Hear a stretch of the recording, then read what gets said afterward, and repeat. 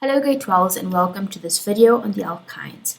The alkynes is that group of hydrocarbons or homologous series of hydrocarbons that contains a triple bond between a pair of carbon atoms. An example of where we may use alkynes is in certain gas lamps and to fuel flames that we can use to cut through metals. In this video, we're going to see how we can draw the alkynes, and also I'm going to explain to you its general formula, CnH2n minus 2. We're only going to look at one example on the alkynes in this video. Here it says draw the structural formula of the following compound and also indicate its IUPAC name. So we've been provided with a condensed structural formula, and our task is to convert this into a structural formula. It's normally easiest to start off by drawing what is not contained inside of brackets. So we can see that there are 3 carbon atoms. We know that between each of these carbon atoms, there needs to be at least one bond. On the first carbon atom, we can see that there is a hydrogen attached, so we are going to draw in that hydrogen. And then on the third carbon, this one over here, we see that there are branches attached. These are methyl branches and there are 2 of them attached. So we're going to draw in those 2 methyl branches. CH3 at the top and another CH3 at the bottom. Now we can move on. We've drawn this part and we're just left with a CH3 that we're going to attach over here. C with 3 H's. This is a structural formula, so we must show all of the bonds and all of the atoms and how they are arranged.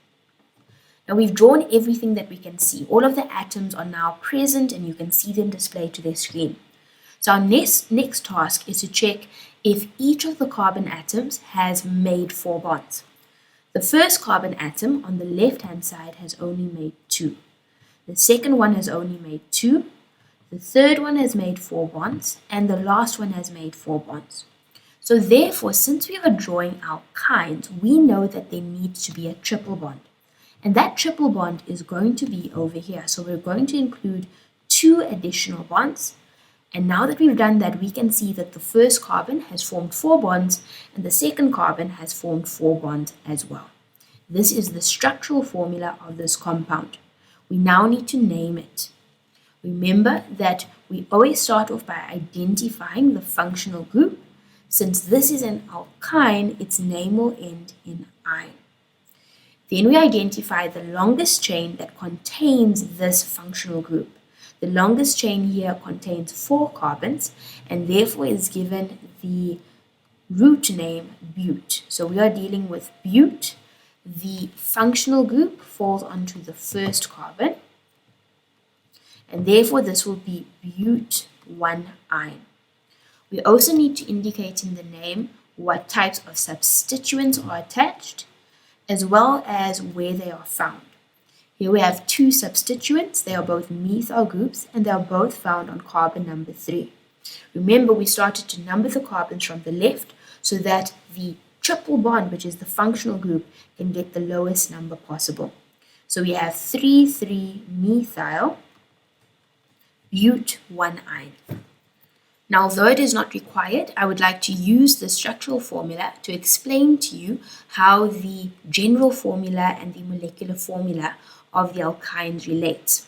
Here we have the molecular formula of the compound that we have just drawn, 3,3-methyl bute-1-ine. The general formula for the alkynes is Cn2n minus 2.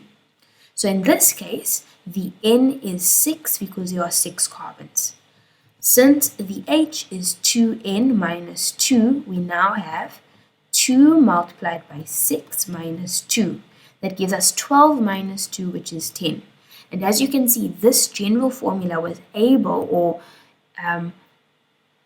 corresponds with the molecular formula of this compound. This brings us to the end of this video. In the next one, we're going to be looking at the haloalkanes.